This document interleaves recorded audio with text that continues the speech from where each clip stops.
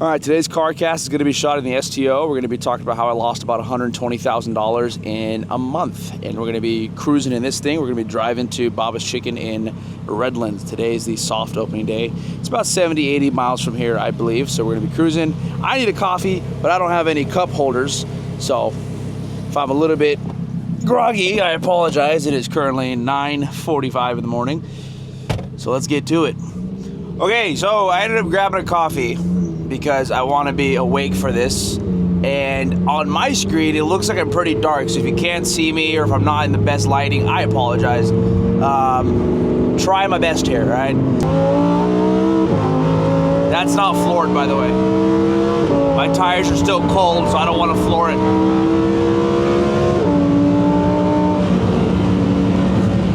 No, Mom, if you're watching this video, I'm not going over 75. So let's get started. This takes place after I went down to 72 cents. If you don't know about that story, click on my channel. You can find the video. Basically on October 26, 2020, on that day, I went down to 72 cents to my name. Now this takes place after going down to less than having $1. So basically, I'm on fire now, right? I got my one store in Orange County, my second store in Orange County. One is a franchise, the other one is our own brand, Baba's, and I'm happy. I'm excited, right? Like I'm over the moon. I'm beyond happy because both of my stores now are doing good, right? And I went down very low, having almost no money at all, to now having saved up about maybe $110,000 within about 6 months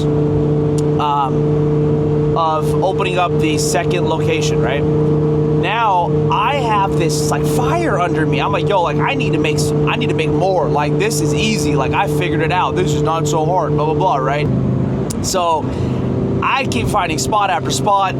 I end up stumbling on a place in a city called Bellflower, and the setup was basically these like steel containers, and the place was called Steelcraft, aka we call it now Steel Crap. But anyways, it's called Steelcraft, and when I go there, I check out the spot, and in my head, this felt like another food lab where multiple people have like their spots there. It's like a cool, God, this is loud. The highway is loud as shit. Hold up. So multiple people have their foods spots there. It's like a cool, like a Anaheim packing house feel, right? I'm like, all right, cool. This is like another food lab 2.0. It's the same place how we did the Costa spot, Riverside spot. It's the same feel, kind of. I was like, all right, cool, dope. Go in there. I show the spot to my brother and Mike, and they're like, this place sucks. I'm like, no, you don't see what I see. Right? Fucking stupid, right? They're like, dude, this place is shit. I'm like, bro, this place is not shit. Look at it. I went there on a Friday, and on a Friday, it was jumping, it was cracking. I'm talking, the whole place was packed, right? I mean, it's a no-brainer, dude. Why would we not do this here? And I go there on a Saturday. Again, it's jumping. I'm like, yo, this place is dope. I ended up going there on a Monday, and it was closed. And I'm thinking, why is it closed? And nobody's there. It's dead. One of the employees who worked there on a Monday happens to walk by, and I'm like, hey, dude, why is it shut? He goes, it's actually really slow on this day, so everybody just decides to close for this day and let all the employees have this day off. I said, I've never seen that, right? Any fast food store I've ever seen, I mean, I'm sure you're the same exact way. Who the hell is not open 7 days? That should have been a red flag to me. That's fine. It's probably so busy on Friday and Saturday that I can just make up the shitty sales on Monday, Tuesday, Wednesday, right? So I start showing up every single day. Now, this is before I signed the lease. I'm scouting the location, right?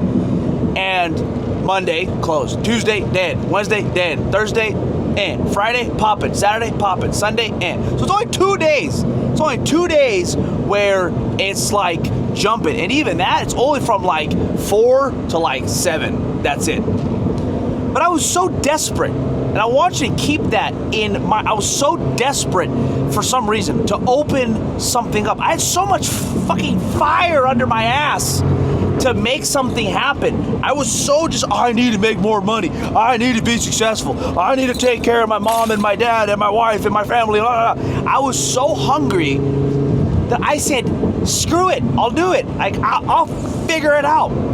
And a huge lesson learned is never do anything under desperation. How many times have I been burnt because I'm desperate? Sometimes you shut up. It's like when you go buy a car. If you really want a car, the salesman will screw you sideways, right? But if you don't care, if you don't get the price that you want, you'll leave and you don't get screwed. So anyways, I'm just like hungry, like, yo, like I need to make some shit happen. So everybody who I spoke to said, yo, this place sucks. Don't do it here. Location is not it. I'm like, all right. I ended up talking to the leasing company that the owner of the facility outsourced it to, whatever, blah, blah. I don't really remember exactly what happened, but I ended up speaking to them and they told me, I asked them, I said, hey, what does the average person here do in sales? And they said $80,000 a month. And I said, wow. I knew I was right. Duh, 80 grand a month, $83,000 a month is $1 million. Sorry, $83,333 a month is $1 million a year in sales. I'm like, these guys are doing 80 G's. That's all. That's what else could I ask for? So in my head, oh, also key factor. The place was already a pre-existing fast food spot. It already had equipment in there. It already had stuff in there. So I thought, again, hey, same shit. Costa Mesa 2.0. All I need to do is go in there, switch out some of the shit, and I'm good. That was a huge contributing factor as to why I wanted to sign the lease there, right? Hold on one second. I gotta get over to the left side. So that was a huge contributing factor because I'm like, yo, I don't need to spend so much on the setup, right? I'm probably going to be in this like 30, 40 G's. I have $100,000 plus. I'm golden. This is amazing. Like, I'm on cloud 9 thinking, hey, this is going to be good, man, right? So they told me that, and that was kind of like the nail in the coffin for me. I'm like, you know what, done deal. Like, I will totally sign this lease because everyone here is doing $80,000. What else could I ask for? So I ended up signing it, and we started setting it up, right? And actually, at that time, one of my best friends, Mr. Omar Al-Muzian, we call him Al Musician. Omar Al-Muzian, my dog, helped me set up the space, and we ended up getting it done in probably like 25 days. It wasn't a big spot at all, actually. And got it set up, market everything, advertise everything, and grand opening day comes, and like I said in the prior videos before, Riverside's grand opening was absolutely ridiculous. I've never seen anything like that in my life, and I'm hoping to see that again. God willing, inshallah, hopefully we see that in Redlands. Never seen a grand opening like that. Costa Mesa's was also very, very good. Not like Redlands, but Riverside, but still good. So I'm hoping for that style grand opening where it's just a bang, everybody knows about it, for Bellflower. Comes the grand opening day, and the line outside was weak. And that day we probably did like $3,000. That's it. And I'm like, bro, what the hell, right? Like, I was hoping for a 10K, 7K, 20 for $12,000 a day, grand opening day. We ended up doing like $3,000, maybe $4,000. Nah, I don't even think we did $4,000. And that sets the tone, right? Because on the grand opening, that's the most possible hype you can potentially have. I'm not saying you can't pass those sales, but what I'm saying is on that day, that is the most hype. That's the most hype. That's what everybody wants to come down. Friends, family, people from all over. If you do it right, that's typically going to be the most you can accomplish in a single day. So if I only did $3,000, like for example, in Riverside, we did north of like 10 grand. I don't remember specific. I don't know if it's 10, 12, or 13 G's. But now we average like $5,000 to $8,000, maybe $9,000 a day, depending on what day it is, right? We've never really passed $13,000 in a day like the grand opening day. So that sets the tone. Oh, Mr. CHB. You can see him right now. Watch, hold up. $3,000. I'm like, oh man, this sucks. Whatever. I'll figure it out. We'll increase the sales. I'll do marketing, this, that, blah, blah, blah, blah, blah. I'm not worried. I'm kind of worried, but I'm like, again, self-confidence through the roof. I feel unstoppable, right? Now, on the second day, the third day, our sales were okay. We did like $1,500 in a day. At that time, my store in Costa Mesa was averaging $4,000 to $5,000 a day, and my store in Lake Forest was maybe doing like $3,000 a day. So getting a $1,500 day I was like, oh man, this is really shitty, right? Then it starts to go down. The second week, it goes down to $700 a day, $800 a day, $500 a day. And that's insane. If you don't know the fast food game, that is really, really shitty. Really shitty. To do $500, I have stores that do $1,000 from 11 to 12. Right? So doing $500 in a day was so disheartening, was so scary. That's when the anxiety started to like kick in, like, oh shit, like this is gonna be bad. So I started getting stressed out, right? Obviously, I'm like, yo, like I can't sustain this. Comes the first food order. I need to put the money for the first food order. And in the business checking account, I didn't have enough dollars to cover the first food order, let alone take a profit. I didn't have enough money to place the first food order. Oh man, I hate talking about it. It's crazy too, because I'm talking about it as I'm driving my Lamborghini. SubhanAllah, God is good. But anyways, I start getting scared, right? Like I'm like, yo, this isn't going to work out. And at this point, I'm not telling anybody, right? I'm not telling my brother. I'm not telling my mom, my dad, my then spouse. I'm not telling anybody. I'm just like, yeah, everything's good. Everything's good. I had a chip on my shoulder. I had an ego so big. God, I wish I could go back in time and like shake myself, you know, like, you idiot. Why did I have such a big ego? I had a point to prove, bro. I don't care. I'm going to be successful and no one's going to, like, I had such a big ego. Now, I'll openly tell you if I messed up. I'll openly say, hey, dude, I screwed up here and I screwed up there. I'll openly say, hey, if I don't know something, I don't know. I don't know. I don't have shame saying that now. I don't have shame now saying those things. Back then, hell no. I knew everything. I'm Mr. Know-It-All. I'm Mr. Big Shot. I own 2 businesses. I make $20,000 a month. I'm so successful. So stupid. So dumb. So stupid.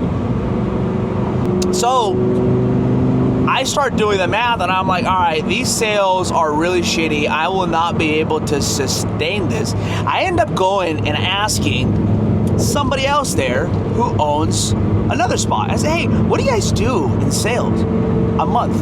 And with the most enthusiasm, the guy tells me, oh man, on a great day, on a great month, we do like 35 to 40,000.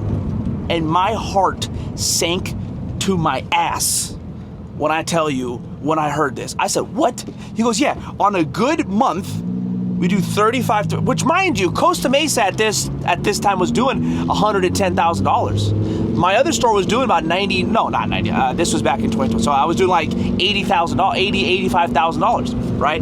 So when he tells me 35 grand, poor guy, he didn't, this was his only store. He didn't know like what's actually good, right? He's saying this with his like the most enthusiasm, and he's expecting me to be like, no way. And I'm like, oh shit, $35,000, that is nothing, right? Good old 91 freeway traffic and bumpy ass road. So at that moment, I realized I messed up. I came to terms. I said, oh shit, I should have listened to people who had more experience than me. But hey, that's part of growing up, right? You have to go. I have to go. You have to. You may be 35. You may be 40, 50. You still have to go through certain things in life, and you have to experience them. And it sucks. It's a shitty thing. My dad, my lovely father, who I love to death, would always tell me, son, I can tell you everything, but at the end of the day, you still need to go through it yourself. And my dad's right? I can sit here and tell you don't do this and don't do this and don't do this, but your brain is still gonna tell you like, no, I got it. But at the end of the day, you need to jump through those hoops, and it sucks. So anyways, I came to terms that this was a bad decision. So I start reducing employees, right? At this point, my sales a day start going down. Oh man. Alhamdulillah, God is good, man. God is good. I'll never forget, dude. Like, fuck. This shit messes me up. I try not to curse because my mom and my dad watch these. There were days at that store where we were doing $30 in sales between 11 and 12. And I'm getting calls from the GM going, hey, dude, we only sold like 4 chicken sandwiches. 4 chicken sandwiches.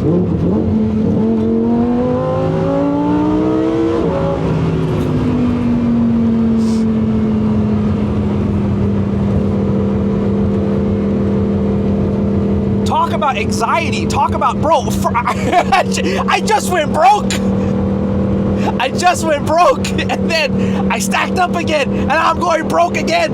And every single day, I'm paying out of pocket for employees, for food, this, and that. And quickly, I realized, oh shit, I'm not going to be able to do this. And I panicked. And it came to a point where one day, I think all day, we did like $100 in sales.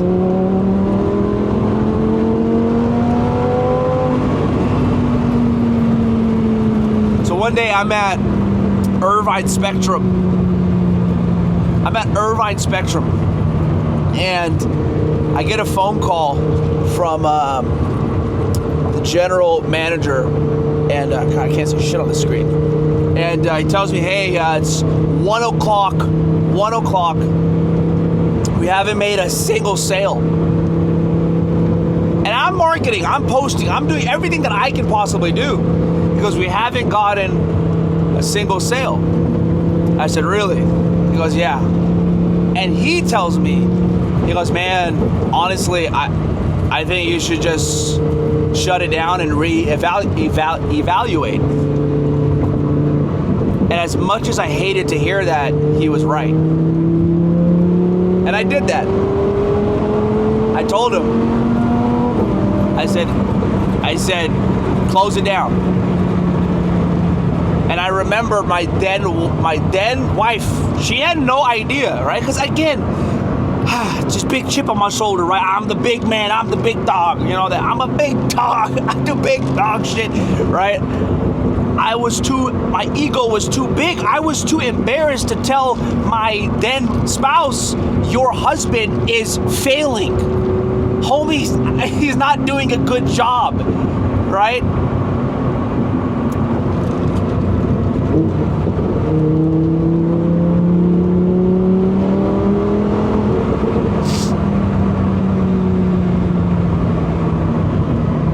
That shit is tough, bro. That shit is tough, right? Like, every man, I don't care, bro. You could watch this, you could hate me, you could be a fan of mine, you could love me, you could think I'm a big...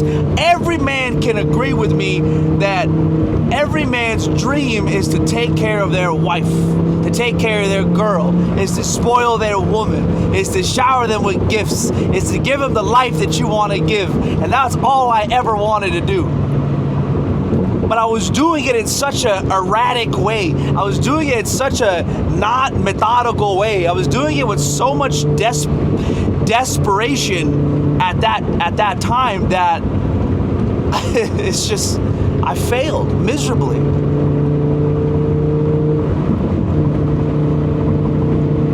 And then calling my dad and calling my mom and calling my older brother to tell them that, hey, I'm closing this entire store down. I cannot afford to keep this open. We're not even collecting anything between opening till 1 o'clock. I have, like, at this point 15, 16 grand to my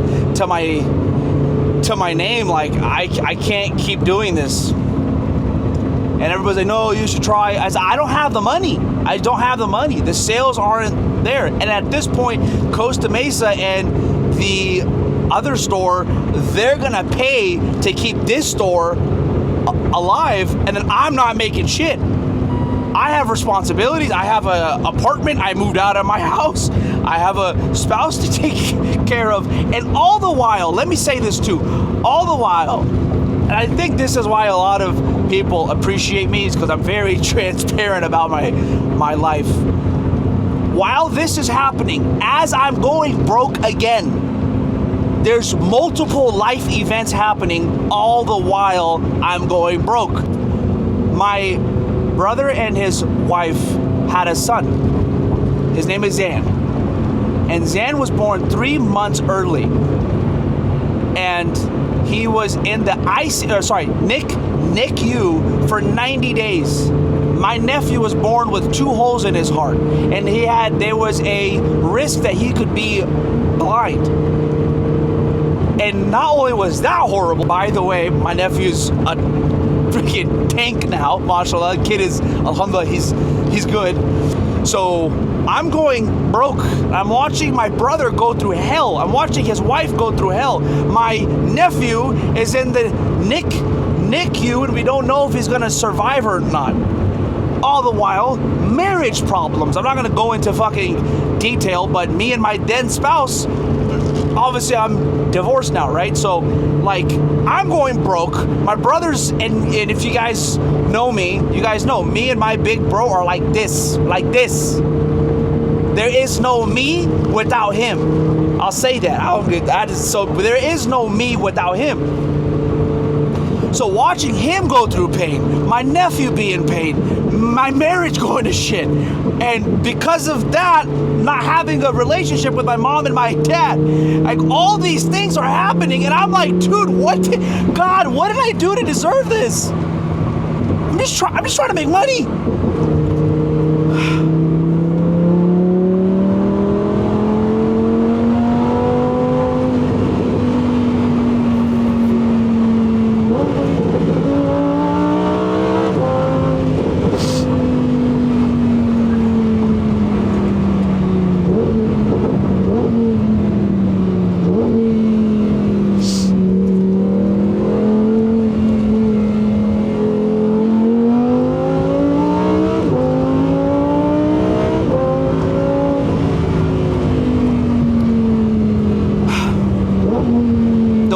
Thing is when you question God.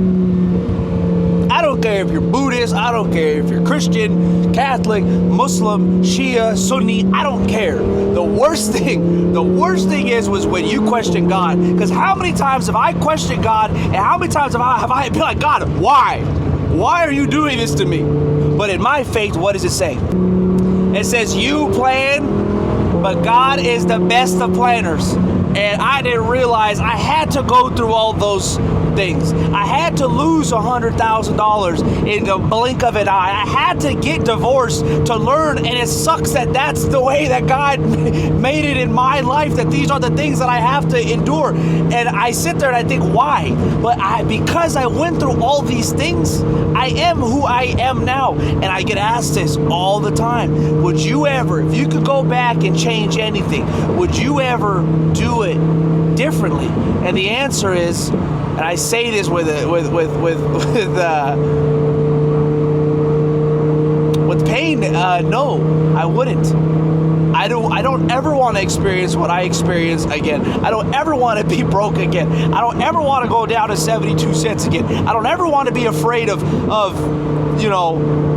not being able to pay the fucking bills.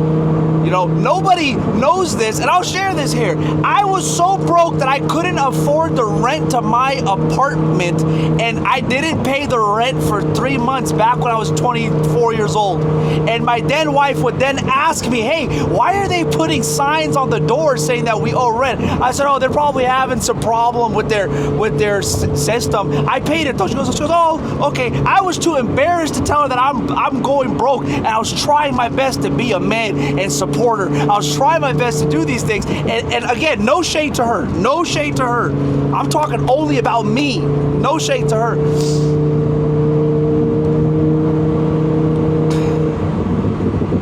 I had a collection notice, bro. I had a collections bill from my apartment complex, Center Point Apartments, for $7,200 that I owed Irvine apartment complex. $7,200.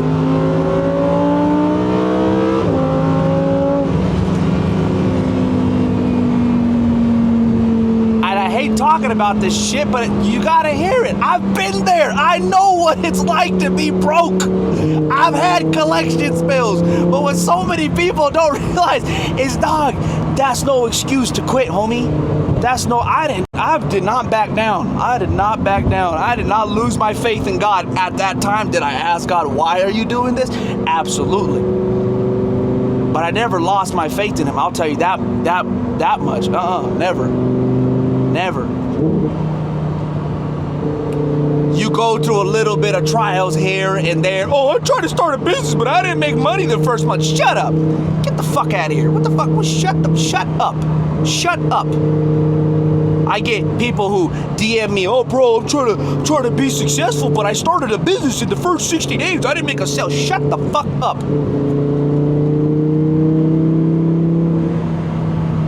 I'm stressed out. I live with my mom and my dad, and I have a car payment for $300. Shut up. You have it so lucky. You should be happy.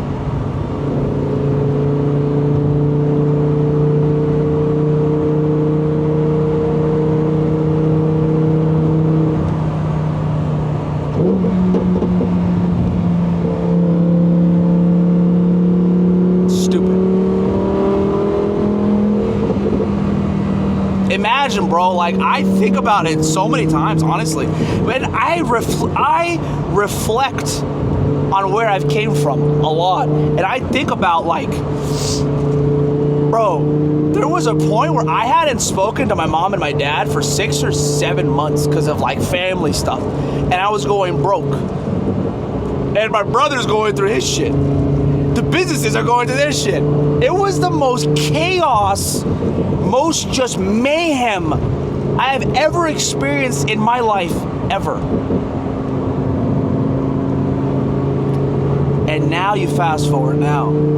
I know how to handle a relationship now. I know, for the most part, I am sure I have a lot to learn. I still do. I'm young. Right? Just like when I was 22 and I thought I knew the world, I'm sure when I'm 35, hopefully, and I look back when I was 28, I thought I knew the world at 28. But what I can say is I know substantially more than I did 5 years back. That's for sure.